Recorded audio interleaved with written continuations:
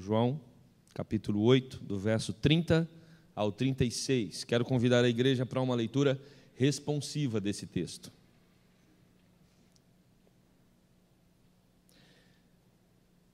Assim diz a palavra do Senhor: ditas estas coisas, muitos creram nele.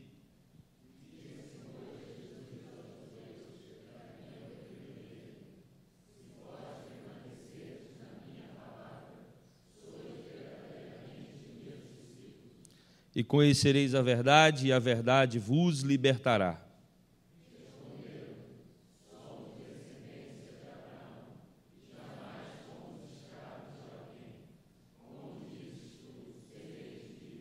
Replicou-lhes Jesus: em verdade vos digo, todo o que comete pecado é escravo do pecado.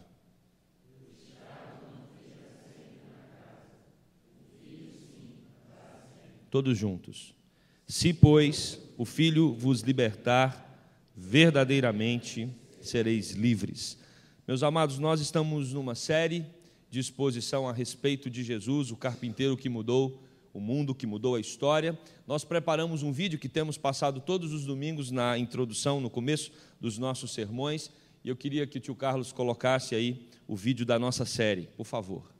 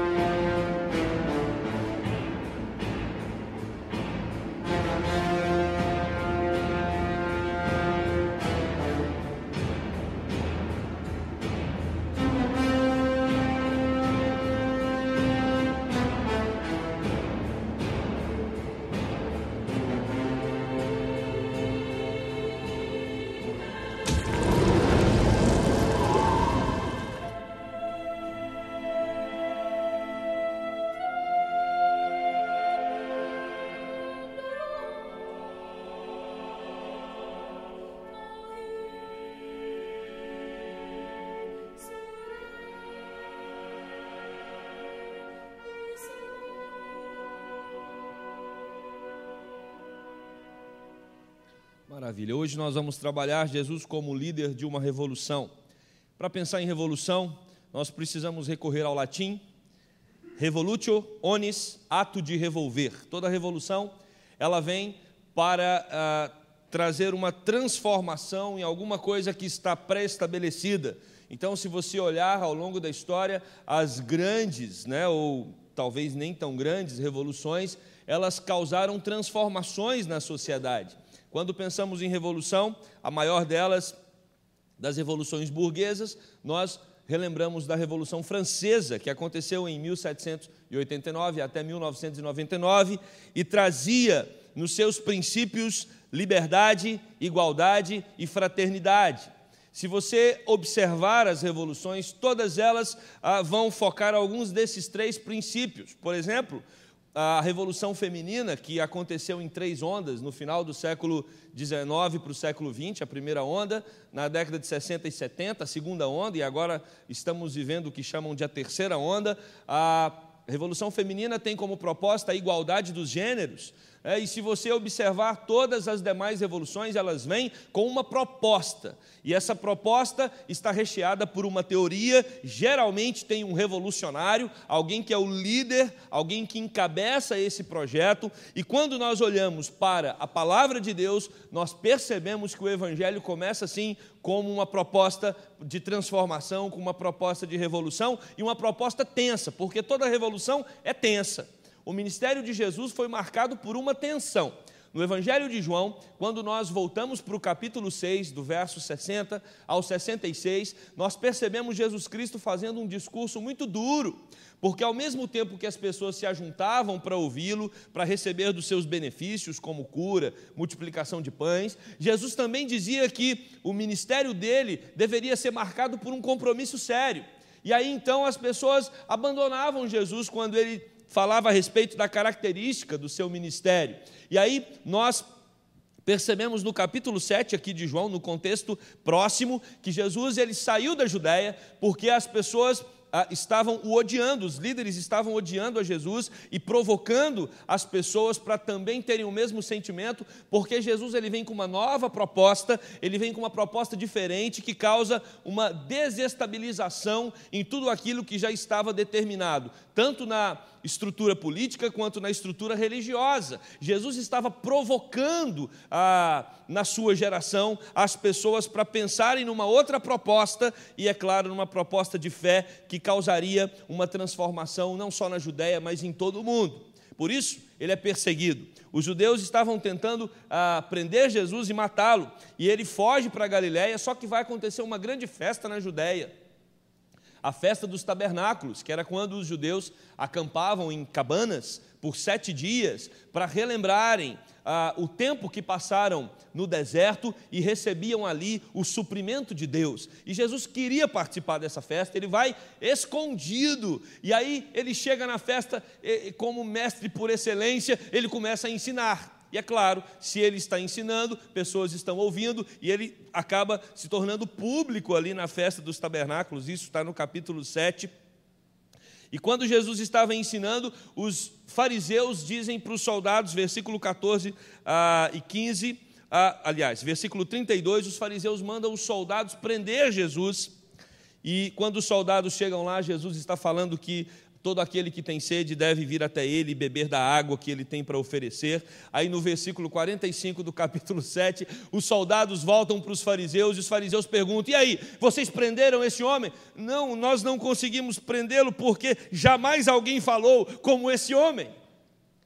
E Jesus então, no capítulo 8, versículo 1, vai para o Monte das Oliveiras ensinar. E quando Jesus está ensinando no Monte das Oliveiras, os líderes religiosos trazem uma mulher que foi pega em adultério, e eles então tentam mais uma vez pegar Jesus em algum ponto doutrinário e perguntam para ele: olha, essa mulher estava em adultério, apedrejamos ou não?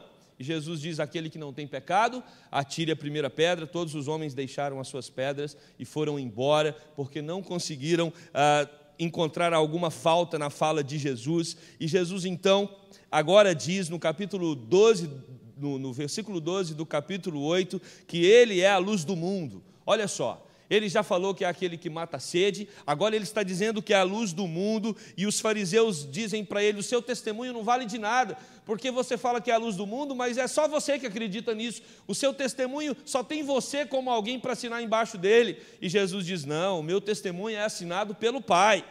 É claro, quem está falando é Jesus. Ninguém é maior do que Jesus, ninguém está acima de Jesus, por isso ele diz que o testemunho dele tem autoridade, sim. E aí as pessoas perguntam: mas quem tu és? Quem é você? Jesus fala que quando o Filho do Homem levantar, eles saberão quem ele era e que ele era o enviado do Pai. Está aí no versículo 28 do capítulo 8, que antecede ao texto que nós vamos pensar nessa noite e trabalhar hoje. Jesus, ele se apresenta como um libertador, por isso que ele também pode ser identificado como um revolucionário. E eu quero propor o seguinte tema para pensarmos nessa noite: a única revolução libertadora. A única revolução verdadeiramente libertadora. 3 passos para adquirir a liberdade verdadeira. O primeiro passo: você precisa acreditar no projeto. Para você adquirir a liberdade que Cristo tem para te oferecer, você precisa crer no projeto que Ele apresenta. Jesus tem um projeto de salvação, e nós precisamos nos lançar nesse projeto. O texto fala, no versículo 30, que muitos creram nele. Eles estavam impressionados com Jesus. Jesus Cristo atraía as pessoas pelas suas palavras, pelos seus sermões, pelos seus ensinamentos, pelos seus milagres, por aquilo que ele fazia, por aquilo que ele era. Jesus Cristo chamava a atenção, como ele continua chamando a atenção nos dias de hoje. Meus queridos, milhares de pessoas estão reunidas em todo o nosso país, em todo o mundo, cultuando esse Jesus. Várias pessoas que não cultuam, que não o reconhecem como Deus, de alguma forma veem nele como uma figura interessante. Jesus Cristo foi capaz de mudar o nosso calendário. Jesus Cristo foi capaz de transformar todo o Ocidente e todo o mundo. Poucos países, poucas tribos, poucas pessoas nunca ouviram falar a respeito dessa figura. Muitos não creem, mas poucos nunca ouviram falar a respeito de Jesus. Ele é uma figura conhecida praticamente em todo o mundo. Mas quando nós olhamos para esse texto, e quando esse texto diz que muitos creram nele, nós não sabemos ao certo qual era o tipo de crença que essas pessoas tinham. E aqui que eu chamo a sua atenção. Às vezes você também se coloca no grupo dos que creem em Jesus. E se eu perguntasse para cada um, provavelmente 100% daqueles que estão aqui hoje à noite vão dizer que acreditam em Jesus. Mas o problema é que tipo de crença você tem em Jesus. Porque aquelas pessoas acreditavam em Jesus como uma figura profética. Outros acreditavam em Jesus como um líder revolucionário, político mesmo. Então, o capítulo 7, versículo 43, vai dizer que havia uma confusão, porque eles não sabiam ao certo quem era Jesus, mas de alguma forma, de uma forma fragmentada, eles criam na pessoa de Cristo. Os líderes queriam prendê-lo, porque viam nele uma ameaça. E quem é Jesus para você? Que tipo de crença você tem desenvolvido a respeito dele? Hoje também, se você perguntar nos vários núcleos evangélicos o que eles pensam a respeito de Jesus, você vai ter respostas variadas. Muitas pessoas elas são estimuladas a estarem num lugar buscando Cristo, não pelo próprio Cristo, mas pelos seus próprios interesses. Às vezes você encontra na figura de Cristo alguém que pode promover para você uma vida com mais qualidade.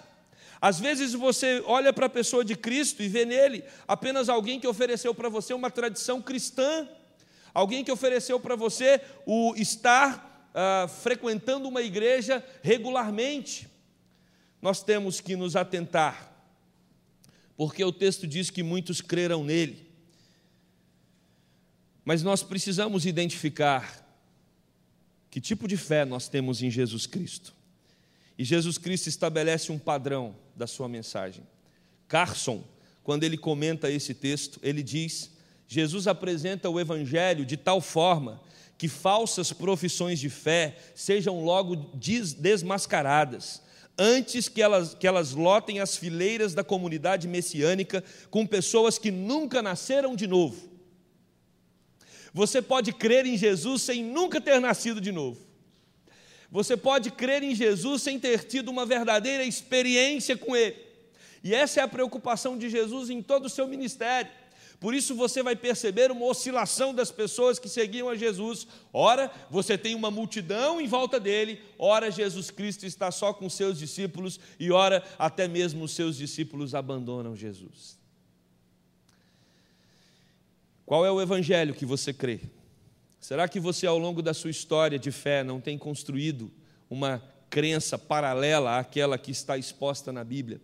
O objetivo de nós pensarmos nesse texto hoje à noite é ver se você realmente tem vivido de acordo com aquele revolucionário que veio propor uma nova vida, completamente diferente de tudo aquilo que você experimentou. Jesus Cristo não vem para somar aos seus conceitos de vida. Jesus Cristo não vem apenas para agregar mais um valor cristão para a sua caminhada. Jesus Cristo vem para desmontar tudo o que você acredita. Jesus Cristo vem para fazer com que você vire a página da sua história e reconstrua agora uma nova história com Ele sendo o centro desta realidade a qual você vive dia a dia. Por isso, para adquirir a liberdade verdadeira, além de você ter que saber qual é o projeto e acreditar nesse projeto, você precisa se submeter às novas regras. Aos que creram nele, Jesus disse: se vocês permanecerem na minha palavra, vocês verdadeiramente serão os meus discípulos. Preste atenção nesse detalhe. nós precisamos permanecer. E a palavra permanecer aqui significa guardar, obedecer, se submeter. Quando nós abraçamos o Evangelho, abraçamos todos os preceitos do nosso Senhor Jesus Cristo, e não podemos abrir mão de nenhuma das suas palavras, de nenhum dos seus preceitos, de nenhum dos seus decretos e padrões morais e éticos que ele estabeleceu. Ser um cristão, ser um seguidor de Cristo é abraçar tudo aquilo que Cristo falou como sendo regra de fé e prática para a sua vida. Por isso ele diz, se permanecerdes, existe aí uma conjunção, se você permanecer na minha palavra. Que palavra é essa? O ensinamento, o Evangelho, tudo aquilo que os apóstolos deixaram registrados nos evangelhos, e aqueles também que caminhavam com os apóstolos, para que eu e você pudéssemos olhar quais são os ensinamentos de Cristo e verificar se nós estamos de acordo com tudo aquilo que ele nos ensinou. É a doutrina, é a mensagem, são os preceitos. Nós não podemos fazer uma seleção, nisso eu acredito, nisso eu não acredito, isso eu quero, isso eu não quero, isso aqui é interessante para mim, isso eu discordo. Nós não podemos fazer essa seleção. Quando nós nos dispomos a caminhar com Cristo, a crer em Cristo, nós precisamos entender que toda a palavra dele agora é regra de fé e prática para nós. E aí sim nós nos tornamos discípulos. A palavra discípulo significa total devoção a alguém. Discípulo não é apenas um seguidor. Jesus falou, eu acredito. Não, é mais que isso. Discípulo é alguém que tem um Senhor que estabelece as regras, que estabelece as normas, e o discípulo se submete integralmente. Discípulo é aquele que se apega aos ensinos de Jesus de modo inquestionável. Jesus falou, eu obedeço. Jesus ensinou, eu me submeto. O discípulo imita a conduta do seu mestre. O apóstolo Paulo vai trabalhar com uma figura, esta ideia, no livro de 1 Coríntios, quando ele diz que nós somos o corpo de Cristo. Nós estamos ligados ao cabeça, que é Jesus, e Jesus, então, ele estabelece tudo aquilo que é necessário para que tenhamos uma vida que glorifica o seu nome. Então, quem comanda as nossas vidas agora não somos nós. Quem comanda as nossas vidas é o Senhor Jesus Cristo, e não existe uma submissão parcial. Não existem áreas que você permite que Jesus comande no seu coração e na sua. Não! Ele precisa ser Senhor, ele precisa ser Rei, ele precisa ser Deus absoluto em todas as áreas. Não é você mais que manda no seu dinheiro. Agora é Cristo. Às vezes nós nos preocupamos tanto com essa questão financeira. Você dá 10% para que a igreja possa investir na plantação de novas igrejas, para que o reino de Deus possa expandir aqui na terra, mas aí às vezes criamos uma ideia de que os 90% pertencem a nós e podemos gastar do jeito que quisermos. Engano seu, porque os 90% também pertencem a Deus, e você precisa buscar de Deus a orientação para administrar esses 90%. Você precisa entender que o seu trabalho pertence a Deus, e você precisa trabalhar para a glória dele. Não tem mais nada na sua vida que pertence a você. Tudo é dele, para a glória dele, para o louvor dele, para a honra dele. E você precisa usar, sempre priorizando isso. Você precisa sempre trazer Deus para a sua realidade de vida, para todos os setores. A sua família não te pertence mais, os seus filhos não te pertencem mais. Tudo é para a glória de Deus. É esse o princípio que Jesus está ensinando. Ser discípulo dele é você entender que tudo deve ser consagrado a ele. E aí Jesus diz no verso 2, no verso 32, se vocês crerem na minha palavra, 31, vocês serão meus discípulos. E aí vocês conhecerão a verdade, e a verdade vos libertará. Quando nós nos lançamos a uma caminhada de senhorio absoluto de Jesus nas nossas vidas, aí sim nós conhecemos a verdade. E quando conhecemos a verdade nos liberta. A palavra conhecer aqui, o verbo conhecer, aparece 221 vezes em todo o Novo Testamento, 221 vezes. Só no Evangelho, ou nos escritos de João, Evangelho 1º, 2º e 3º João, aparecem 82 vezes, ou seja, mais de 1/3 da palavra conhecer, gnosis, né, ou gnosco, esse verbo, ele aparece em João 82 vezes, provavelmente porque João estava combatendo o gnosticismo, que era uma mistura de cristianismo com platonismo. Então João usa muito essa palavra, conhecer, e aqui esse verbo. E aqui o verbo conhecer, o que João está nos convidando a fazer é ter uma comunhão mútua e íntima com a verdade. Meus amados, nós precisamos conhecer a verdade para que assim essa verdade nos liberta. Por isso é impossível você falar que é alguém que ama Jesus, que segue a Jesus, se você não tem intimidade com os ensinamentos de Jesus. Por isso é impossível você adquirir uma maturidade cristã, é muito difícil você progredir na sua fé e na confiança em Deus, se você não ama a meditação na palavra, se você não manuseia esse livro com intimidade. Por isso nós precisamos dedicar tempo no nosso dia e nos consagrarmos à leitura bíblica para verificarmos quais são os ensinamentos de Cristo para nós. À medida que nós estudamos a palavra de Deus, o nosso conhecimento a respeito de Jesus aumenta, e à medida que o nosso conhecimento a respeito de Jesus aumenta, a nossa confiança aumenta, e à medida que a nossa confiança aumenta, mais nós temos a sensação e a percepção de liberdade em Cristo Jesus. Conhecereis a verdade. A mensagem de Cristo é a verdade, porque não há tribunal superior para julgá-la, a não ser o próprio Pai, que na verdade não a julga, mas a autentica. Por isso várias vezes Jesus fala que ele veio do Pai, que o ensinamento dele é o ensinamento do Pai, quem o vê, vê o Pai, porque ele e o Pai são um, ou seja, Jesus é a maior autoridade que já pisou nessa terra, e ele pode dizer que os princípios dele são verdadeiros, porque ele é a verdade. Conhecer a verdade significa reconhecer o amor do Pai no envio do Filho, que é a verdade revelada, e também entender a sua mensagem como inquestionável. O acesso a essa verdade de Deus revelada em Cristo traz a libertação. Mas para isso, para você ser liberto, você precisa reconhecer que está preso. Hoje em dia, tantos jovens e adolescentes se mergulham numa libertinagem desenfreada em nome de uma liberdade. Eu sou livre para fazer o que eu quero.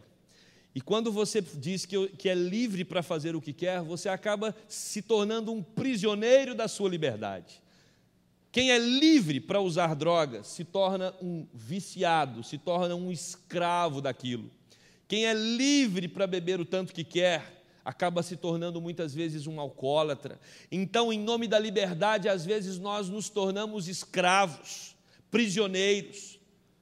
Por isso Jesus Cristo é o único que traz uma liberdade verdadeira, porque qualquer outra liberdade fora Cristo vai aprisionar você, porque qualquer outra liberdade, ela está enraizada no pecado. A única liberdade que é verdadeira é Jesus Cristo. Por isso ele diz que quando alguém conhece a verdade que é Cristo o liberta. E muitas pessoas se ofendem quando são identificadas como escravas do pecado. Esse é o primeiro ponto do calvinismo. Quando nós pegamos os 5 pontos do calvinismo, o primeiro fala sobre a depravação total, a impossibilidade completa de alguém buscar a Deus. E ninguém gosta de ser chamado de pecador, ninguém gosta de ouvir que é um escravo do pecado. Mas é assim que Jesus identifica. Para encontrar a liberdade nele, você tem que entender que cadeias cercam a sua vida, cadeias prendem o seu coração. E aí, meus amados, aqueles recém-convertidos judeus murmuravam, ficaram bravos porque Jesus disse que eles eram prisioneiros, e eles então responderam para Jesus: como você ousa chamar os descendentes de Abraão de prisioneiros? E esse é o terceiro ponto para o nosso sermão.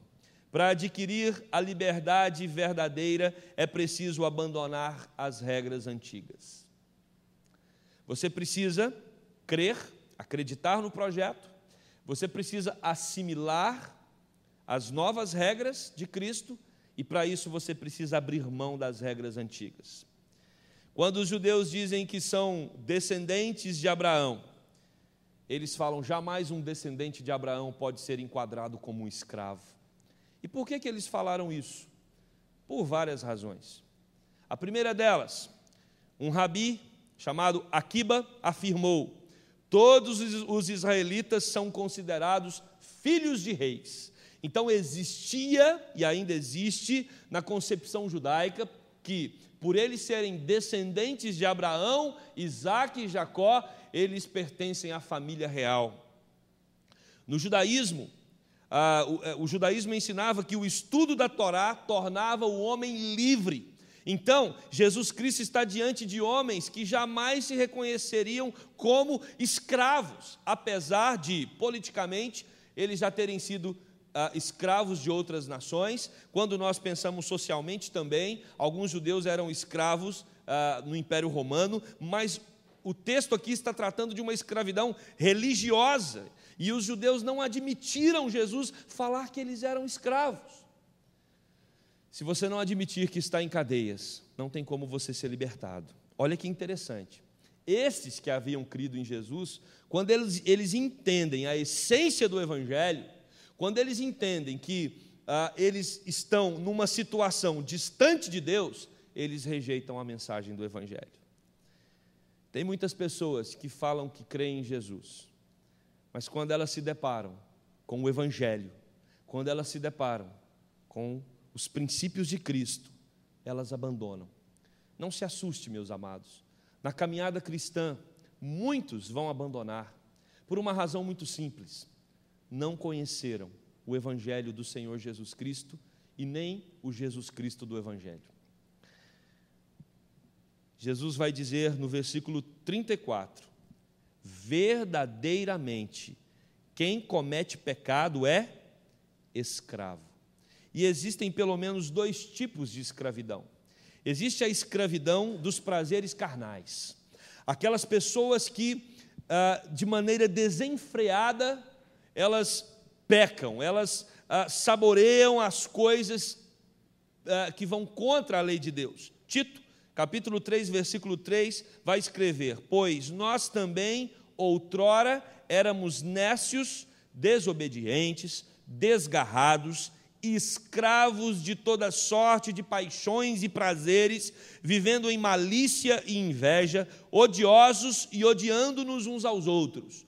Ou seja, estes são os escravos dos prazeres da carne. Eles são rebeldes a Deus e abominam tudo aquilo que a lei de Deus ensina. Mas existe um outro tipo de escravo, que é o escravo da religiosidade. Provavelmente o público a quem Jesus está se referindo aqui é esse público religioso. Um público que tem a lei como sendo o seu próprio Deus. A lei pode se tornar um caminho para a escravidão. E eu posso traduzir isso para os nossos dias dizendo: a sua religião pode, às vezes, se tornar um caminho para a escravidão. Porque muitas pessoas se apegam mais a uma vida de religiosidade do que aos ensinamentos do Senhor Jesus Cristo. A lei sem o libertador torna o homem um prisioneiro.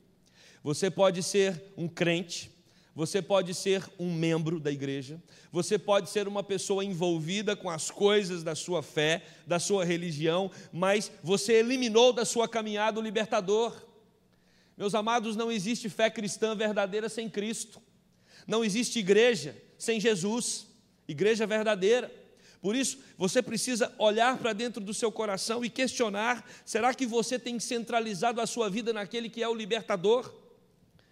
A lei aponta o pecado e a ineficácia de uma autopurificação. Nós não vamos conseguir adquirir uma santidade, uma justiça própria, com o nosso próprio esforço, a não ser que nós tenhamos o auxílio do Espírito Santo de Deus. Por isso, muito cuidado com a sua construção de fé, porque às vezes você está certo de que tudo que você faz para se aproximar de Jesus pode ser, ou podem ser empecilhos para aproximar, ou elementos que distanciam você de Jesus. A sua religiosidade pode distanciar você do Cristo. E o que Jesus está mostrando aqui para esses homens é que eles abraçaram mais a lei do que ao Deus da lei. Eles abraçaram mais a sua religião do que o Deus da religião. E Jesus então está dizendo: vocês não conseguem enxergar vocês não conseguem entender o que eu falo, vocês não conseguem me enxergar, vocês não conseguem escutar, porque vocês estão cegos de tanta religiosidade. Por isso, quem está constantemente pecando é escravo do pecado. Não vive uma espiritualidade que agrada a Deus. Jesus Cristo escreveu no Sermão do Monte, Mateus 5, versículo 20: porque vos digo que se a vossa justiça não excederem muito a dos escribas e fariseus, jamais entrareis no reino dos céus. Poucas pessoas conseguem ter uma ética de um fariseu e de um escriba. Eram homens que procuravam um padrão alto de moral. Mas Jesus fala que mesmo que você tenha um padrão de excelência, se você descarta o libertador, se você descarta Cristo, você não vai entrar no reino dos céus. Porque nós não entramos através das nossas obras. Por melhores que sejam as nossas ações, elas não nos lançam para dentro dos céus, do reino de Deus. Só Jesus pode fazer isso. E é isso que ele quer explicar para aqueles homens e para aquela multidão que estava ao seu redor. O escravo não fica sempre na casa, o filho sim, para sempre. O que Jesus está querendo dizer é que aqueles homens poderiam até frequentar a casa do pai, mas eles frequentavam como escravos. Assim como funcionários, empregadas domésticas, elas têm acesso à casa, não têm? Mas elas não pertencem à família. O que Jesus está dizendo é que muitas pessoas podem frequentar as coisas do reino de Deus, mas não pertencer à família. Isto, às vezes, é confuso, porque o fato de você estar frequentando aquilo que é de Deus não significa que você pertence a Deus. O fato de você receber algumas benesses do Pai não significa que você é filho. A teologia vai nos ensinar a respeito da graça comum. Deus também abençoa as pessoas que não creem nele, mas o filho ele está sempre na casa do Pai. Ele conhece a vontade do Pai. Ele tem intimidade com o Pai. E Jesus está dizendo: se vocês não receberem o Filho, se vocês não me receberem como Senhor da vida de vocês, vocês não terão condições de entrar na casa do Pai como filhos. Mas, versículo 36, se o Filho vos libertar, verdadeiramente sereis livres. Somente Jesus pode libertar o homem do seu estado de escravidão. Somente Jesus pode libertar o homem do estado de pecado, de morte e de juízo. Jesus Cristo é o verdadeiro libertador, porque na cruz do Calvário ele entrega a sua vida, ele derrama o seu sangue para nos libertar, para trazer para nós agora a esperança de vida eterna, para trazer para o nosso coração que nós somos pecadores sim, mas agora nós somos lavados e remidos pelo seu precioso sangue. Não é pelos nossos méritos, não é pelo nosso esforço, mas é porque Cristo Jesus morreu naquela cruz maldita e assim Ele nos libertou do império das trevas, Ele nos libertou da escravidão do pecado, e agora sim nós podemos cantar, celebrar e exaltar ao nome dEle, porque Ele é o nosso libertador que pagou a dívida que nós tínhamos para com Deus. Eu quero concluir esse sermão dizendo para você que a França hoje, depois da sua revolução, ela se tornou a segunda maior potência da zona do euro e a quinta maior potência mundial. Mas a França não foi libertada dos seus problemas sociais. As reportagens e os cientistas políticos dizem que a crise que afeta toda a Europa tem afetado também a França. E um jornal escreveu: mas as suas bases, as bases da França, não são sólidas. Os problemas deste país são a ausência de crescimento, aumento do desemprego e a perda de competitividade de suas empresas. A França está em crise. Mesmo que ali tenha acontecido a maior revolução social, a França está em crise. A base dela é frágil. Qualquer revolução tem a sua base frágil. A única base sólida para uma revolução verdadeira é a fé em Cristo Jesus. Essa revolução ultrapassa os tempos e as eras. Essa revolução, ela permanece para sempre, porque Jesus Cristo também se identificou como sendo a rocha. E quando nós construímos a nossa casa sobre os seus ensinamentos, quando nós construímos a nossa vida sobre aquilo que Ele falou, nós construímos a nossa vida sobre uma base sólida, firme, que vento nenhum pode derrubar. Só em Cristo podemos encontrar a verdadeira liberdade, pois Ele é a verdade. Mais uma vez vou citar Carson, que disse: a fé em Cristo não custa menos que tudo.